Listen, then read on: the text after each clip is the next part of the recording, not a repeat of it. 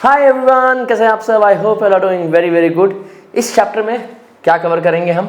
इस वीडियो में हम कवर करेंगे law of demand. Law of demand बड़ा इंपॉर्टेंट है। लॉ है भाई, लॉ तो इंपॉर्टेंट होते ही हैं। लॉ ऑफ डिमांड पूरा डिटेल में समझाऊंगा, पूरी वीडियो देखना। लेकिन अगर आपको इसके शॉर्ट्स चाहिए, मैं छोटे छोटे क्वेश्चन, छोटे छोटे वीडियोज़ अपने इंस्टाग्राम चैनल में भी डालता हूँ।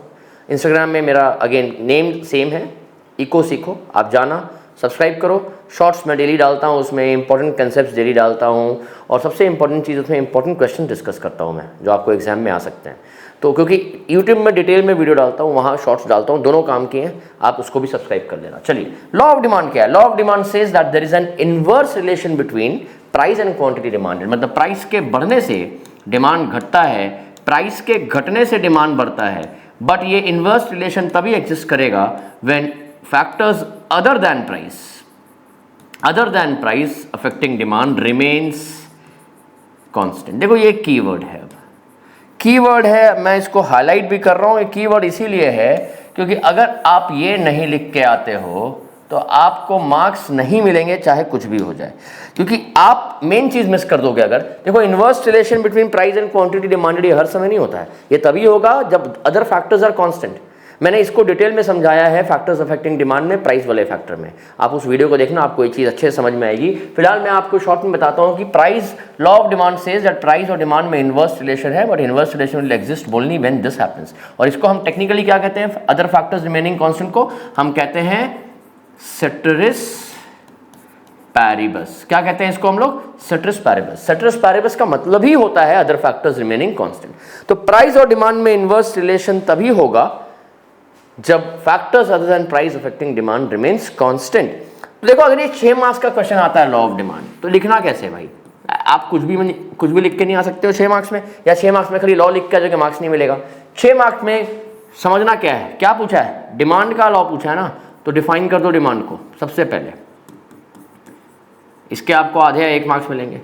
फिर डिमांड शेड्यूल बनाओ, फिर डिमांड कर्व बनाओ, इसके भी मार्क्स है। फिर लॉ लिखो, फिर रादर लॉ के पहले आप लिखो अजम्पशन। किसी भी लॉ का क्वेश्चन होगा ना, law of demand, law of variable proportion, ठीक है, तो आपको लॉ में ना यही रूल फॉलो करना होता है। डिफाइन करो, शेड्यूल बनाओ, कर्व बनाओ, अजम्पशन लिखो, फिर एक्सप्लेन करो लॉ को।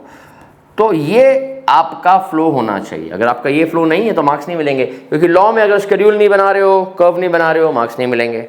लॉ में अगर अजम्पशन नहीं लिखे तो मार्क्स मिलेंगे नहीं। इसका अजम्पशन क्या है? Other factors remaining constant. तो मतलब अजम्पशन मतलब कंडीशन क्या है? ये लॉ सच होगा या लॉ हर समय एक्टिव रहेगा? ये कब एक्टिव रहेगा? When these conditions are fulfilled, उसको अजम्पशन बोलते हैं। तो अजम्पशन क्या हो गया? Other factors remaining constant. देखो, law of diminishing marginal utility, law of variable proportion, सबके अजम्पशन है। तो अजम्पशन तो लिखना जरूरी है, नहीं पूछा नहीं होगा आपको एग्जाम में, याद रखिएगा कि अलग से भैया अजम्पशन क्या बता देना, ये कोई कान में आपको बोलने नहीं आएगा। आपको बाय डिफॉल्ट 6 मार्क्स के क्वेश्चन में अजम्पशन लिखना कंपलसरी है, शेड्यूल बनाना कंपलसरी है, कर्व बनाना कंपलसरी है, ठीक है। चलिए, तो लॉ ऑफ डिमांड क्या कहता है? Other factors remaining constant, inverse relation exist if other factor will change. अगर सेटरिस पैरिबस नहीं फॉलो हो रहा है तब inverse relation might exist, might not exist. एक छोटा सा एग्जांपल देके बताता हूँ। सपोज करो कि छाते का प्राइस बढ़ गया, अम्ब्रेला का प्राइस बढ़ गया, लेकिन साथ ही में बारिश का मौसम भी आ गया, वेदर चेंज हो गया, जो मूसलाधार बारिश हो रही है डेली। छाते के दाम बढ़ने के बाद क्या छाते का डिमांड कम होगा? नहीं होगा। इनफैक्ट प्राइस बढ़ने के बाद छाता ज़्यादा बिकेगा उस समय, क्योंकि other factor has change.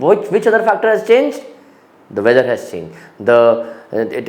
It is now raining every day, मूसलाधार बारिश हो रही है, तो भैया छाता तो खरीदना होगा। प्राइस बढ़ गया तो क्या हो गया, ठीक है। तो अदर फैक्टर अगर चेंज हो रहा है तो प्राइस के बढ़ने से डिमांड गिरे, ऐसा जरूरी नहीं है। I hope this is very clear to everybody. So law of demand clear. अब लॉ ऑफ डिमांड में कंडीशन क्या है? 2 कंडीशन है, याद रखिएगा। अब जनरली लोग इतना ही लिख के आते हैं और 6 में 4 मिलते हैं, 4.5 मिलते हैं। क्यों मिलते हैं लेकिन 2? क्योंकि पूरा आंसर आप लिखते नहीं हो। पूरा आंसर क्या है? इसके अलावा भी है। क्या लिखना है इसके अलावा? इसके अलावा 2 पॉइंट लिखने हैं आपको। पहला, चलिए फ्रेश पेज में लिखते हैं। अगर आपको ये, सबसे बड़ी बात है, अगर आपको ये पीडीएफ चाहिए तो 9801345670 व्हाट्सएप कर देना मुझे, ये पीडीएफ मैं आपको दे दूंगा, ठीक है। चलिए अब आते हैं मुद्दे पे, मुद्दा क्या है कि भाई 6 मार्क्स कैसे लाने हैं, 6 मार्क्स कैसे लाने हैं कि उतने जितना मैंने लिखाया था ये समझाया इतने लिखने से आएंगे, नहीं आएंगे।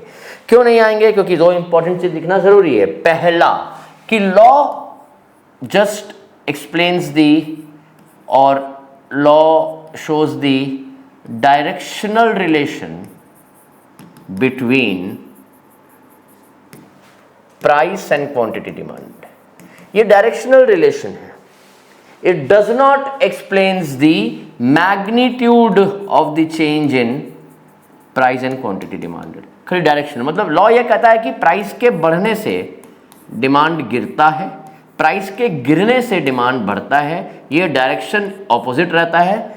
कितने से चेंज होता है ये नहीं बताएगा। मतलब अगर प्राइस 10% से बढ़ रहा है तो डिमांड 10% से गिरेगा या 20% से गिरेगा या 5% से गिरेगा, लॉ ये नहीं बताता है। Law does not talk about the magnitude, keyword is magnitude here. Law does not talk about the magnitude of the change in price and quantity demanded, it just talks about the directional change. Direction बताएगा कि price के बढ़ने से demand गिरेगा, price के गिरने से demand बढ़ेगा। डायरेक्शन बताएगा, मैग्नीट्यूड नहीं बताएगा। याद रखिएगा, ये इंपॉर्टेंट है। दूसरा, this law is one sided. ये वन साइडेड लॉ है। वन साइडेड लॉ मतलब it explains the change in demand due to the change in price. कहता है कि प्राइस पहले बढ़ता है फिर डिमांड घटता है लॉ के हिसाब से। पहले नंबर 1, नंबर 2, पहले प्राइस बढ़ेगा तो डिमांड गिरेगा, पहले प्राइस गिरेगा तो डिमांड बढ़ेगा। मतलब ये लॉ वन साइडेड है। वन साइडेड का मतलब ये बताता है कि how will the demand change due to the change in price. ये नहीं बताता है कि how will the price change due to the change in demand. बात समझे? It says first the price changes then the demand will change. Inverse relation तभी exist करेगा। अगर पहले प्राइस चेंज होता है तो डिमांड और प्राइस में इनवर्स रिलेशन होगा। मतलब पहले प्राइस बढ़ा तो डिमांड घटेगा, पहले प्राइस घटा तो डिमांड बढ़ेगा। It doesn't talk other way round. Other way round मतलब अगर ये ऐसा नहीं कहता है कि डिमांड अगर पहले बढ़ जाए तो प्राइस घटेगा। देखो नॉर्मली देखा जाए तो अगर पहले डिमांड बढ़ जाए तो प्रोडक्ट का प्राइस बढ़ना चाहिए। दुकानदार भाई बिजनेस करने बैठा, प्रॉफिट करने बैठा है, उसके प्रोडक्ट का अगर डिमांड बढ़ जाए तो प्राइस थोड़ी घटाएगा कि भैया संदीप सर ने तो यूट्यूब में पढ़ाया था कि इनवर्स रिलेशन होता है, डिमांड बढ़ा है प्राइस कम कर देते हैं। अरे गधा बोलेंगे लोग उसको। अगर डिमांड पहले बढ़ जाए तो प्राइस बढ़ जाएगा, क्योंकि मैं भी अगर कुछ बेच रहा हूँ, मेरे प्रोडक्ट का डिमांड बढ़ जाए तो मैं तो प्राइस बढ़ाऊंगा, मौके का फायदा उठाऊंगा ना यार, समझो। और अगर मैं डिमांड घटा दूँ, पहले डिमांड घट जाए तो मैं प्राइस घटाऊंगा, पहले डिमांड घट गया, इनवर्स रिलेशन के चक्कर में प्राइस बढ़ा देंगे तब तो मौत आ जाएगी भाई, बिजनेस बंद हो जाएगा, ताला लग जाएगा उस पर। तो समझने की बात यह है कि inverse relation will exist only when the price changes first, change in demand due to the change in price, not change in price due to the change in demand. So ये वन साइडेड है। ये दो चीज़ें आपको mention करके आनी है तभी मार्क्स मिलेंगे, अदरवाइज मार्क्स नहीं मिलेंगे। 6 मार्क्स के लिए आपको लॉ ऐसे लिखना पड़ेगा। अगर आपको वीडियो पसंद आई है, आई एम श्योर आई होगी, मेहनत से बना रहा हूँ मैं भी, मुझे भी सेटिस्फैक्शन मिलता है पढ़ाने के बाद।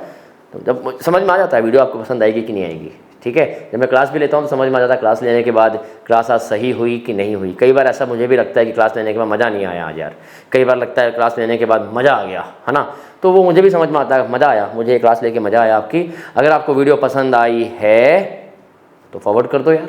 चलिए, thank you so much, bye bye, take care of yourself, boom.